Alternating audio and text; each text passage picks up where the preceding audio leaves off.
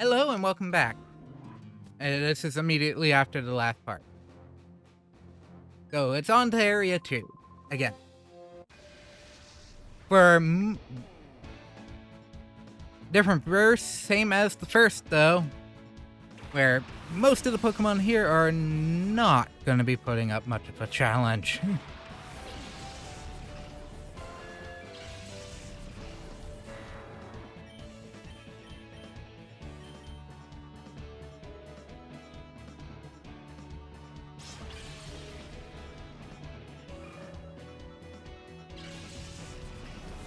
But you might be wondering, why not just show you a time lapse?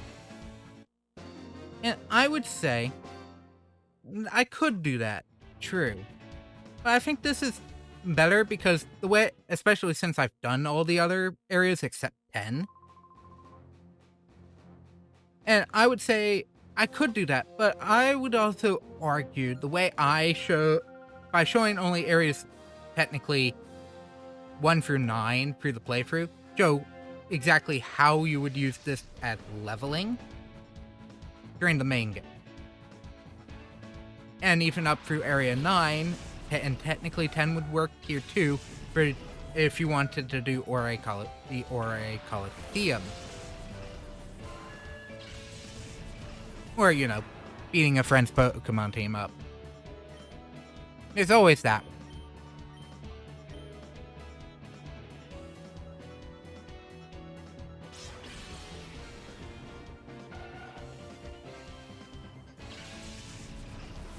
But by also using three separate teams, I also get to show somewhat different strategies of how to deal with every area.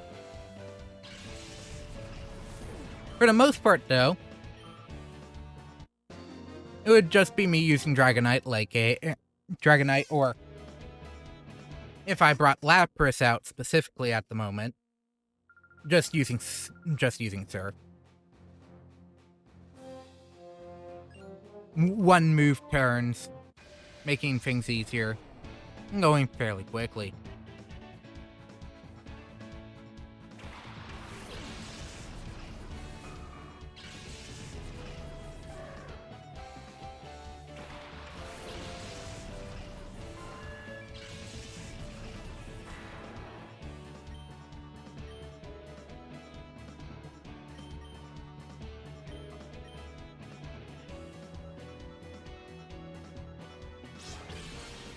Still have to debate on which move will actually take out a level 14 Pokemon.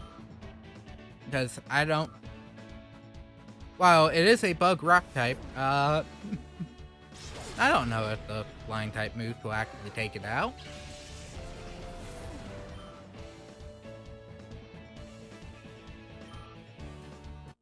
Or if the move will miss. I'm using Aerial Ace. Just saying. I let the wind get away. Yes, you did. But which 3 Pokemon am I technically doing this run for? Well, that's the obvious one. By doing the 10 floors, I think I've brought this up before, even before doing this, but just in case. The 3 Pokemon you get for completing Mount Battle.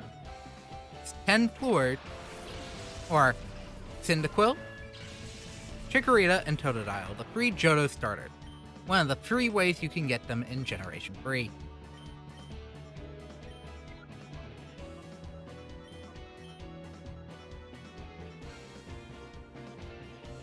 And technically the second most arduous of getting all 3.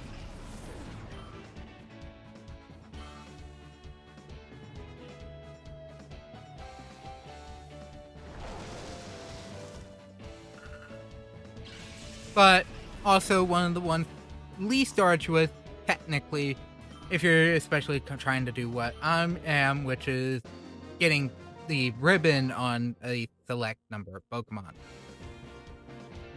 So it's technically 2 goals. But what's special, the other thing is what's special about these versions of the starter. They actually know unique moves to the base form in the fact that Chikorita, Cyndaquil, and Totodile, as they show in the opening movie for this game, use Frenzy Plant, Blast Burn, and Hydro Cannon.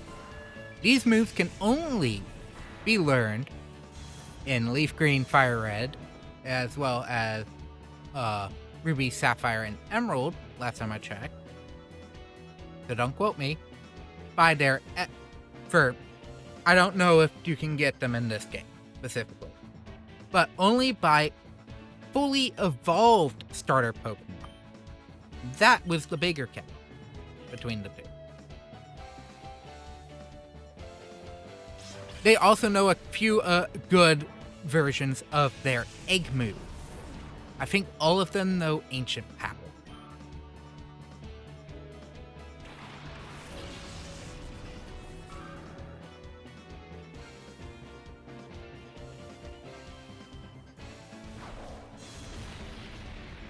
Making it very good. Making them pretty good overall. And unique. I feel. So, obviously, gotta go get them. Obviously, the most weird thing would be to evolve them. But it's also hard to get egg moves on Pokemon from Pokemon that don't actually get that egg move.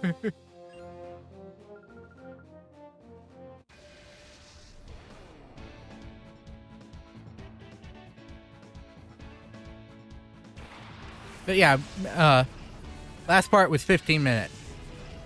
Partially because I also went through the initial stage of coming in into Mount Battle and getting distracted by text messages. I will admit.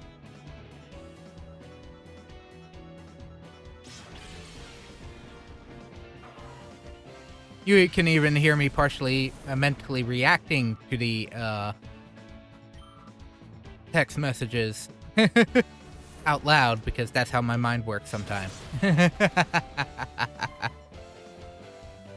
There is a slip up there. If I didn't edit it out by the time it went up.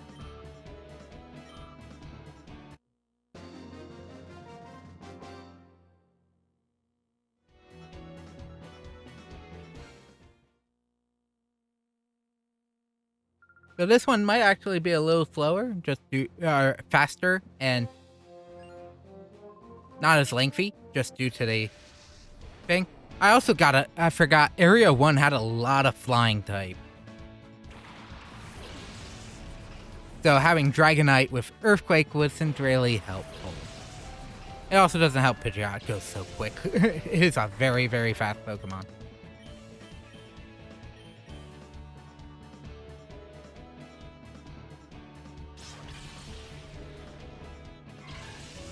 I also have a strategy for one of the later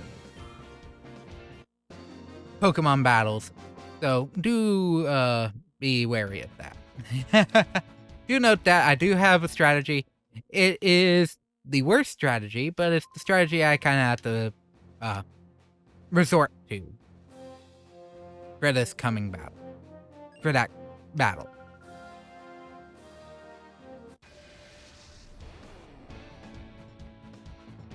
Can't win battles relying on brute power. Yes I can. You think Slugma and Silcoon are gonna stop me?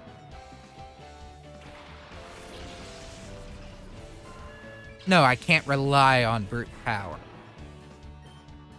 This is why I actually still have Feather Dance on this this Pidgeot. And Metal Claw still, despite being one of the lowest level moves you get for Charmander / Charmeleon in Leaf Green and Fire Red, I still have on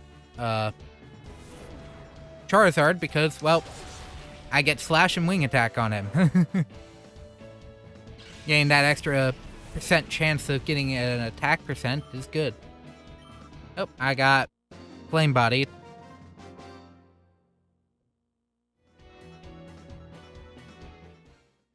Note, Dragon Claw pulls from the special attack stat.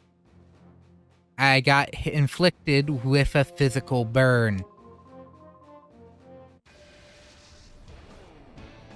I don't know.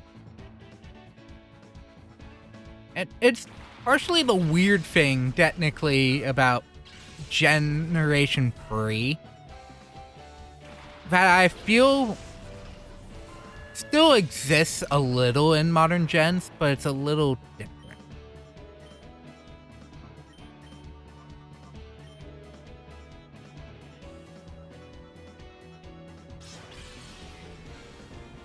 Because you get moves like, funny enough, Keldeo, Secret Sword. It's a move that I believe uses special attack, but it has a special attack use, but it hits the physical. Or, no, I think it's in reverse. It's physical, but hits specially. And then you have like Psyshock and Psyshock for Mewtwo. You have Pink Earthquake is a physical, but hits special. I'm not sure on that one. It might still hit physical, though.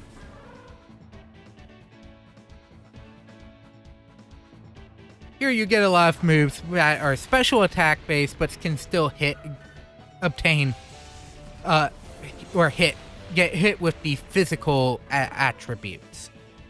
So I don't know if they hit the physical defense of the Pokemon because of that, though. It's one of those weird things. It's like, yes, there are Pokemon that suffer because of this. Looks at Flareon, looks at, technically, Dragonair. Or Dragonite. Dragonite has a very low special attack here. Or has kind of low special attack here compared to its physical attack. Yeah, it's 151. My physical attack is 214. Dragon Claw is pulling from the lower 151 special attack.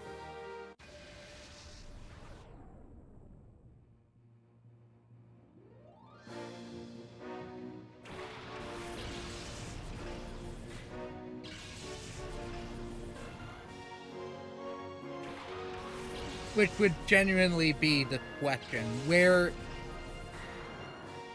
would be how many of the moves actually hit a specific well, I'm trying to go for a type weakness. Take out the Lingo first. I don't remember if this guy has a Halo as its secondary Pokemon. A lot of these guys had Halo. Nope, it's Mudkip. Okay. Made the right choice.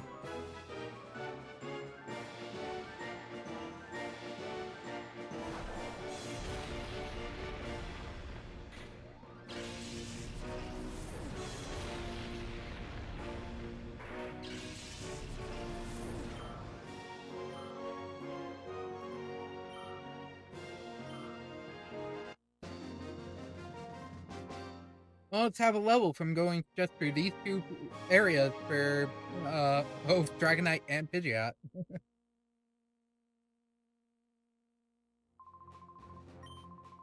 And there's my Poke Coupon. Not that I can spend them on anything, I have to do this run fully. Technically, I don't, but I'm going to. What do I mean by that? Technically, I can leave, and since a lot of the early areas are short enough, if I want to, I could leave early on the earlier side to do one or two, but I'm not doing that. Anyways, that is it for this part. Yes, we're past Area 2, and that means it's time for this part to end. Next time we meet, it's Area 3, and hopefully we can pick up a little more speed.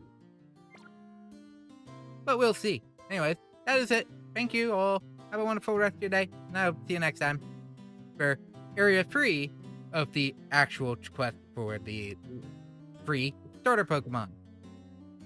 Have a wonderful rest of your day. See you next time. Bye!